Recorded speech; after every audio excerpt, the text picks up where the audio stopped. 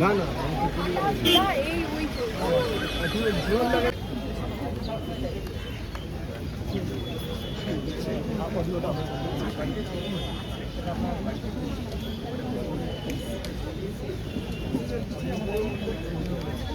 দাঁড়া, আমার সামনে মোবাইল আছে।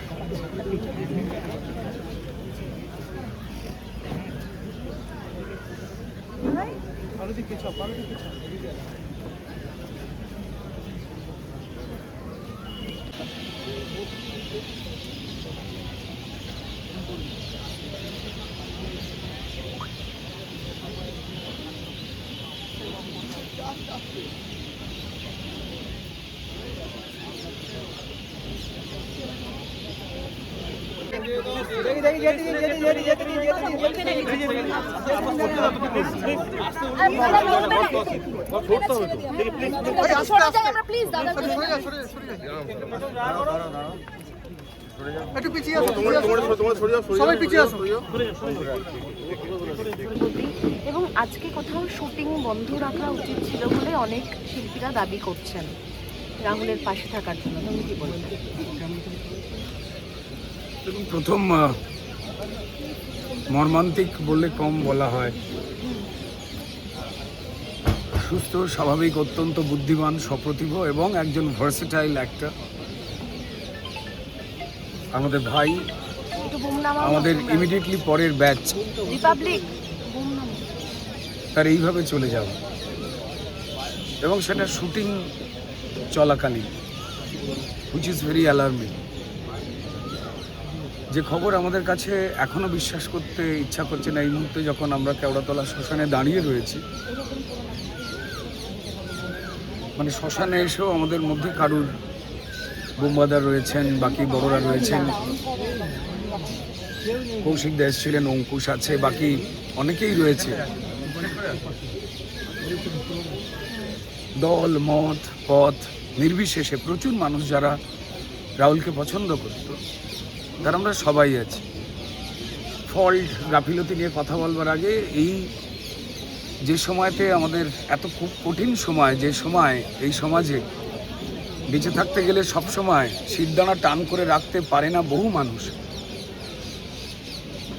সেখানে বাবিন মানে আমাদের রাহুল অরুণোদয় কখনো কোনো কিছু প্রাপ্তির জন্য, একটু বেশি ভালো থাকবার জন্য নিজের যে আত্মসম্মান কখনো সেটার সঙ্গে সে কম্প্রোমাইজ করেনি, করতো না।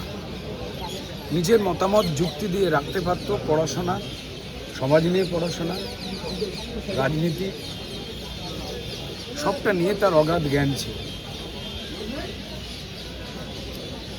আজ দেহ এসে পৌঁছবার পর রাহুলের মা, আমরা একসঙ্গে অনেক খাওয়া দাওয়া করেছি, মানে স্ট্রাগল লাইফে। আমার জুনিয়র ছিল কিন্তু কোথাও একটা ছাত্র ছিল, যখন অভিনয় বলুন বা স্ক্রিপ্ট বলুন সেগুলো লেখালেখি করতাম, পাশে বসে থাকতাম। অধ্যাবসায় যথেষ্ট রকম, কখনো নিজের কোনো ব্যাপারে ভুল থাকলে সেটা অকপটে স্বীকার করতে পারত। তো এইহেন মানুষ যে সামান্য স্বার্থের জন্য, সামান্য নিজের ভালোর জন্য নিজের মতামত পাল্টায় না, আজকের দিনে বিরল। এমন একটি ছেলে, এমন একটি তরতাজা প্রাণ তার পুত্র সহজ এবং স্ত্রী প্রিয়াঙ্কাকে রেখে আকস্মিকভাবে বিদায় নিল। প্রশ্ন উঠে গেল অনেকগুলো। সিকিউরিটি, শুধু আর্টিস্ট না, এই ক্ষেত্রে আমি বলবো আর্টিস্ট এবং টেকনিশিয়ান আমরা যারা টলিউডে কাজ করি, আমাদের সিকিউরিটির কোনো বাজেট হয় না। আমাদের নানান বিষয়ে কার কি বাজেট, কে কতক্ষণ কাজ করবে তা নিয়ে বন্ধ হয়েছে, স্ট্রাইক হয়েছে, মিছিল হয়েছে, নানাবিধ নিয়ম নীতি হয়েছে, কিন্তু কখনো প্রাণ একজন শিল্পী হোক, তিনি টেকনিশিয়ান হন, যারাই শুটিংয়ের সঙ্গে জড়িয়ে, তার জন্য কোনো বাজেট অ্যালোকেট হয় না।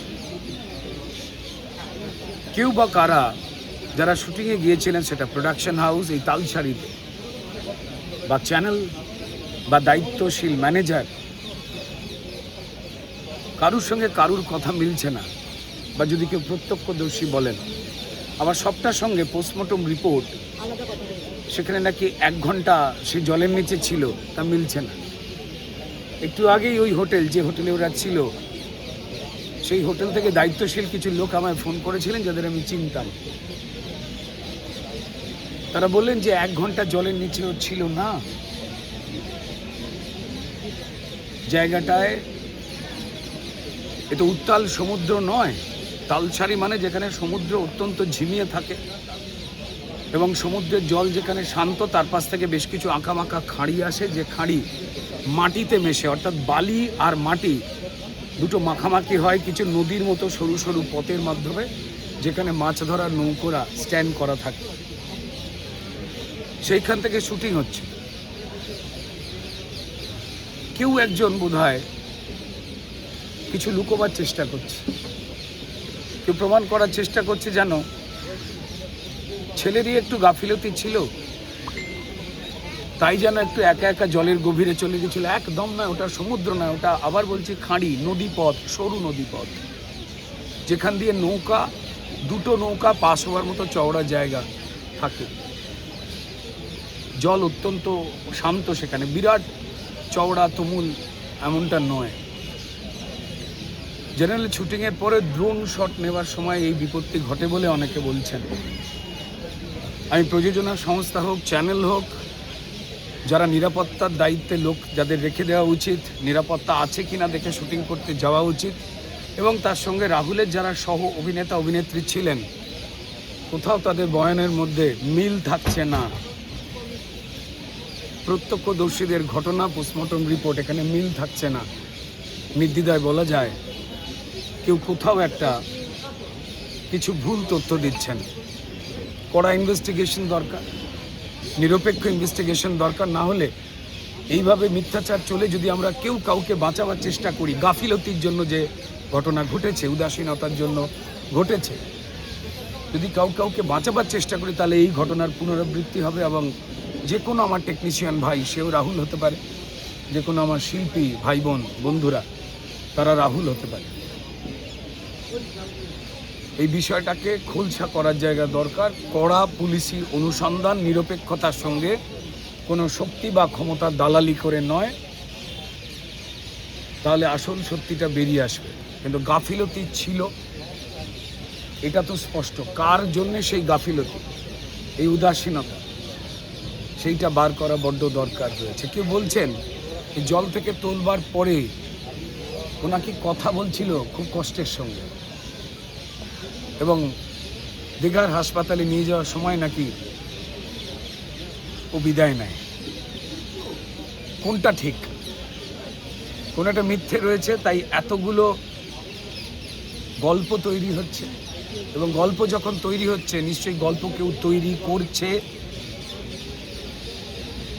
আমাদের টেকনিশিয়ানদের নিরাপত্তা দেখার জন্য যে ফেডারেশন রয়েছে, এবং আর্টিস্টদের তরফ থেকে যে আর্টিস্ট ফোরাম রয়েছে,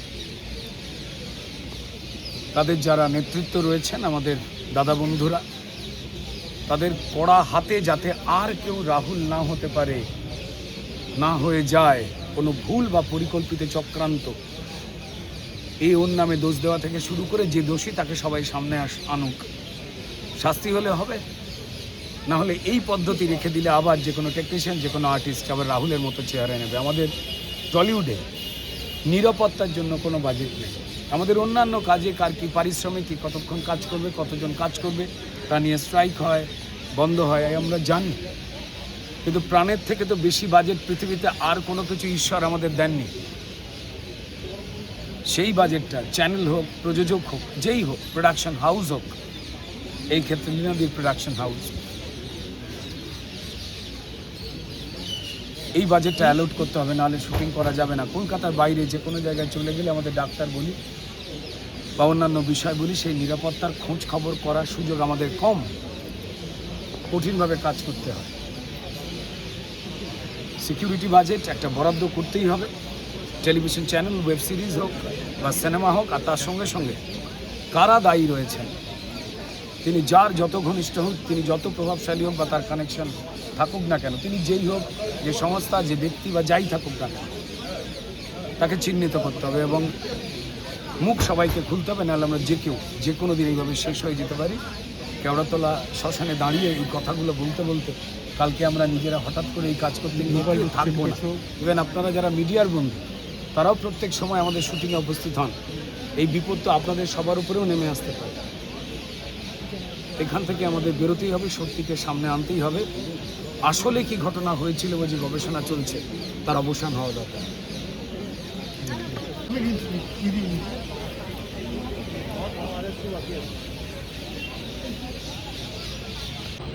স্বরূপদা, এত বড় একটা ঘটনা মানে ঘটে গেল এবং সেটা অপ্রত্যাশিত, আকস্মিক এবং নানান রকমের প্রশ্নচিহ্ন, নানা কিছু আছে। ফেডারেশনের সভাপতি কী বলবেন? আজকে ফেডারেশনের সভাপতি হিসেবে একজন গুণী শিল্পীর অনুরাগী হিসাবে আমরা এখানে এসেছি।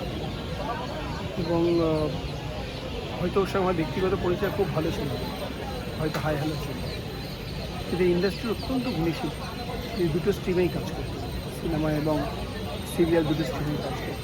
এবং তার ওই সহজ পডকাস্ট মাঝে আমি রাত্রে দেখতাম, অসাধারণ উপস্থাপনা। শিল্পীটা আমরা হারালাম, কেন হারালাম?